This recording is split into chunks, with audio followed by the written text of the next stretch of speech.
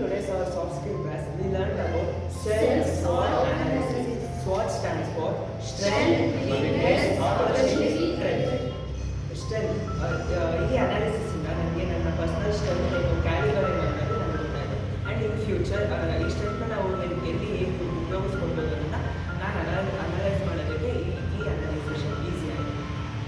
ವೀಕ್ನೆಸ್ಸಿಂದ ಅದಕ್ಕೆ ಹೆಂಗೆ ಕಮ್ಯುನಿಕೇಟ್ ಮಾಡಬೇಕು ಮತ್ತು ಎಜುಕೇಟ್ ಮಾಡಬೇಕು ಮತ್ತು ನನಗೆ ಗೊತ್ತಾಯ್ತು. ಮತ್ತು ಫ್ಯೂಚರಲ್ಲಿ ಮತ್ತು ಯಾವತ್ತೂ ಬ್ರೇಕ್